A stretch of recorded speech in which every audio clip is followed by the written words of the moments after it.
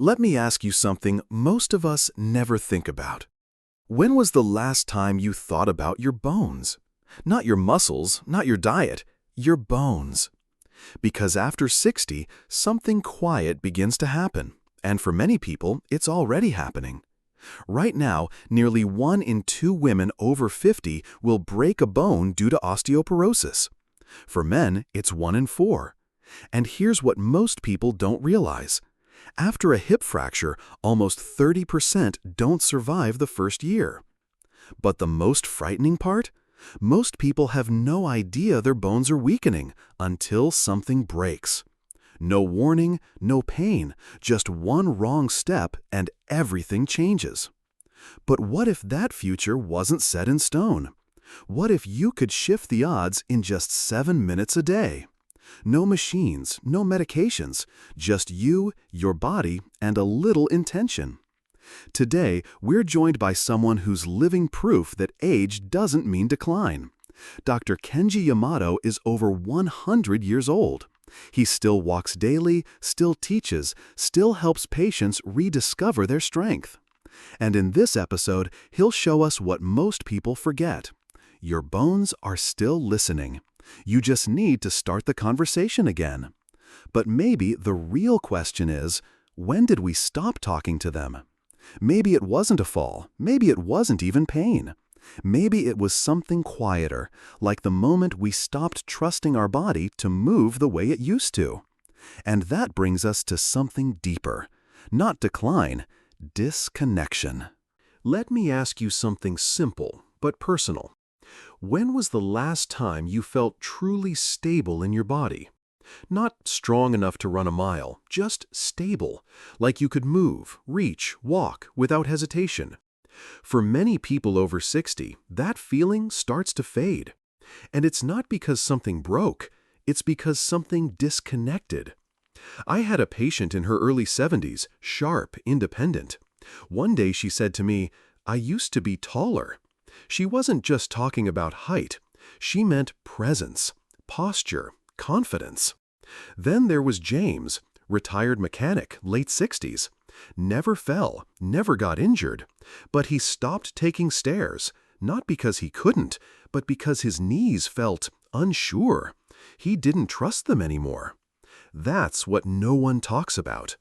It's not always pain that makes people stop moving. It's fear. Fear of falling, fear of hurting, fear of not recovering. And that fear makes us shrink, physically and emotionally. We avoid stairs, hold on to furniture, stop stretching, twisting, reaching, and in doing so, we send a quiet signal to our bones. You're not needed anymore. And bones, they hear it. Because bones are alive, responsive. They adapt to what we ask or don't ask of them. And when the signal is silence, the bone building slows down. The breakdown speeds up. That's how osteoporosis really begins. Not with a fall, but with forgetting to move. But here's the good news. That process is not permanent. It can shift. It can improve. It starts not with exercise, but with awareness. Ask yourself, when did I stop trusting my body? When did movement start to feel like risk, not joy? Because your body isn't broken. It's just waiting for you to notice it again. And when you do, when you begin to move again, gently, with purpose, everything starts to change. Your breath deepens, your posture lifts, your bones remember. So even if all you do today is stand up straighter or take one extra step with confidence, that's a conversation your body will never forget. And perhaps the most astonishing part is this. Your body has been quietly waiting for you to come back. Not with urgency, not with blame, just waiting. Waiting for one deep breath, one steady step, one intentional movement. But to rebuild strength, to help your bones do what they were made to do, we need to ask a bigger question. What are bones really? Do they simply fade with age, or are they still very much alive, listening for our next move? It's time we shift how we see them, not with fear or finality, but with curiosity. Because the truth is, bones don't weaken because we age. They weaken when we stop speaking to them. Let's take a moment to rethink everything you thought you knew about bones. They are not stone. They are not static. And they are far from lifeless. Bones are living tissue, yes, alive, responding, adapting, changing. Inside every bone, there's a microscopic crew working day and night. Two main players: osteoclasts, breaking down old or damaged bone; osteoblasts, rebuilding it stronger and more resilient. This is a beautiful rhythm, demolition and reconstruction. And it doesn't stop unless we stop giving it a reason to continue. And that's where most people get it wrong. We think weak bones are just an aging thing. But age alone isn't the problem. Lack of motion is. Bones thrive on input, but not just any input, not force, not pain. They respond to something simpler, smarter, gentle, rhythmic movement. Not brutal workouts, not lifting heavy things until exhaustion. Sometimes all it takes is standing against a wall, feeling your spine realign, and letting your body remember what strong feels like. You don't need to suffer to rebuild. You don't need to strain to make progress. You just need to speak the language your bones understand: consistency and rhythm. Imagine your bones like musicians in a symphony. They don't respond to shouting. They respond to steady, graceful rhythm. Your daily breath, your daily steps. Research backs this up. Gentle, alignment-based movements like posture work, slow arm raises, or balance drills can activate osteoclasts, improve spinal stability, and even increase bone density in older adults. So if you've been sitting too long or feeling like your body's gotten quiet, here's what you need to hear. It's not too late. Your bones are still listening, still building, still waiting for your signal. And you can start right now. Take a deep breath. Roll your shoulders back. Stand tall, not out of pressure, but out of presence. And trust that even this small moment is doing more than you realize. Because bones don't respond to force. They respond to rhythm. Now you know, your bones aren't dead weight. They're alive. They're listening. And most importantly, they're still capable of change. But here's the thing. Change doesn't begin with something extreme. Not with fancy equipment, not with exhausting workouts, not even with calcium supplements. It begins with something far simpler, something already within reach: a wall. Yes, a wall and just 5 quiet minutes a day. Because sometimes the most powerful thing you can do for your body is not to move harder, but to stand still, with intention. Let's start exactly there, where breath meets gravity, where the spine remembers its line, and where you take the first step toward strength by simply returning to yourself. Because bones don't respond to force. They respond to rhythm. Now you know. Your bones aren't dead weight. They're alive. They're listening. And most importantly, they're still capable of change. But here's the thing. Change doesn't begin with something extreme. Not with fancy equipment, not with exhausting workouts, not even with calcium supplements. It begins with something far simpler, something already within reach: a wall. Yes, a wall and just 5 quiet minutes a day. Because sometimes the most powerful thing you can do for your body is not to move harder, but to stand still, with intention. Let's start exactly there, where breath meets gravity, where the spine remembers its line, and where you take the first step toward strength by simply returning to yourself. So, where do we begin? Not with machines, not with a gym membership, not with an intimidating routine. We begin with a wall. Yes, just a wall. No mat, no mirror, no pressure. Just a quiet surface to reflect where your body is and where it wants to be again. This is what I teach my patients when they're just starting to reconnect with their posture. It's not about standing perfectly straight. It's about feeling where you are and gently inviting your body back into alignment. Let's picture it together. You stand with your back to a wall. Your heels rest a few inches from the baseboard, not straining, just grounded. Your shoulder blades slowly move toward contact. And the back of your head? Maybe it touches the wall, maybe it doesn't. Either way, it's okay. That space isn't failure, it's feedback. Now take 2 slow breaths. In through your nose, out through your mouth. As you exhale, feel the weight of your body settle downward, like roots finding the earth. This isn't about fixing your posture. It's about remembering it. What happens inside your body is subtle but powerful. Tiny postural muscles, the deep ones that keep us upright, begin to switch on. Muscles along the spine, the inner core, the scapular stabilizers. These are the muscles that don't show up in selfies, but quietly hold you together. And when they're activated, even for a few minutes a day, they send a strong signal to your bones. You are needed. We're still here. Keep building. Once this basic alignment feels familiar, we gently add motion.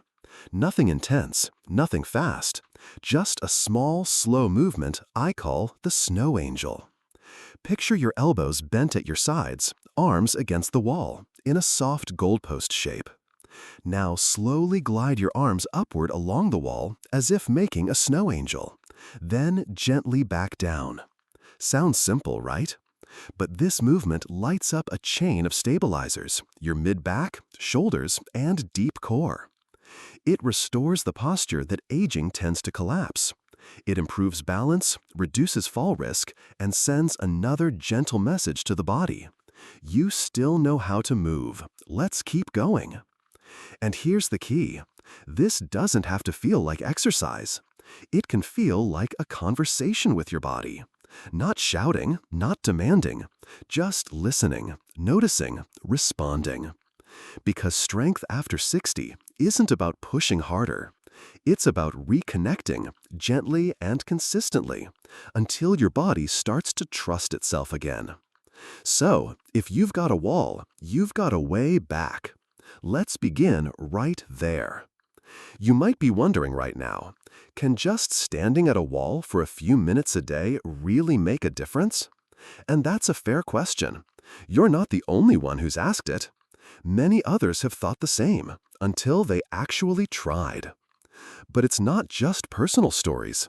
Science is starting to speak up. Not with flashy headlines, but with steady, quiet results. Because change doesn't always come from pushing harder. Sometimes it comes from moving consistently, from a gentle rhythm your body can recognize and respond to. And that's exactly what we're about to explore next. Why just 7 minutes a day, done gently and regularly, can actually reshape your bones and rebuild your trust in how you move. In 2015, a study published in the Journal of Geriatric Physical Therapy found that older women, 65 and up, with early-stage bone loss improved both their spinal posture and balance through simple alignment-based exercises like the wall routine we just discussed. Another study from Osteoporosis International found that gentle, equipment-free resistance training practiced consistently over 12 months didn't just maintain bone density at the spine and hips, it actually increased it. And here's the key takeaway.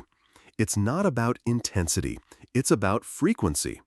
7 minutes a day sends a stronger, smarter signal to your bones than 1 intense hour once a week. Because bones don't respond to brute force, they respond to rhythm, to gentle cues, to the message that says, you are still needed here. Your body isn't asking you to do more, it's asking you to show up, again and again with care. I'll never forget Mr. Fujita, 79 years old, who walked into my clinic with a slight stoop and said, I always feel like I'm leaning forward. I haven't fallen, but something just feels off.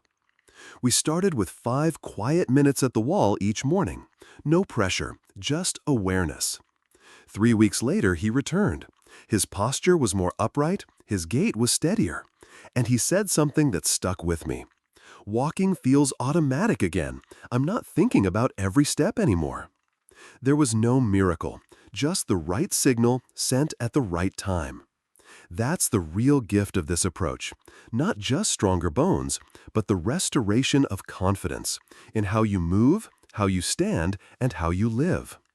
And once you begin to feel even a slight shift, from standing taller, breathing deeper, or simply sensing your body respond, you'll start to realize strength isn't about age, it's about consistent intention. From there, what begins as physical effort becomes something deeper, the quiet rebuilding of trust, the inner voice saying, maybe I can again. And once that voice returns, what comes next? We enter our final chapter, not just about bones, but about a message, how to send the right signal and awaken the body from silence. Here's a truth that rarely gets spoken aloud.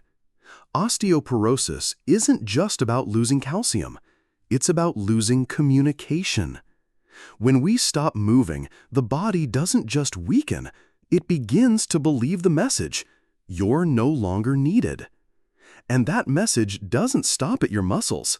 It travels inward, to your bones. Without regular motion, the rebuilding process slows. Fear replaces confidence, and the cycle accelerates. But here's the hopeful part. You can change the signal. You don't need machines. You don't need a gym membership. What you need is a simple, clear message. I'm still here. I'm still using you. You still matter. And believe it or not, just 7 minutes a day is enough to reawaken that conversation. Because your body is always listening. Even after years of silence, it's still waiting for you to speak. You can't turn back time, but you can decide what message to send today. You can choose to reconnect, to realign, to rebuild. Not all at once, but breath by breath, step by step. So the next time you pass by a wall, stop for a moment, stand tall, take a slow breath, and send a new signal. Not, I'm breaking down, but I'm waking up again. If today's message stirred something in you, even just a little curiosity, don't let it fade. Start with one moment, one breath, one quiet reminder to your body that you're still in the game. And if this episode made you feel seen, hopeful, or simply less alone, we'd love to hear from you. Share in the comments. What's one small thing you'll do today to reconnect with your body? It could be a stretch, a walk around the block, or simply standing tall beside a wall. Comment, leave your answer below, and if you found value in this, hit that like and subscribe for more conversations that honor your body, your age, and your strength. We're proud of you.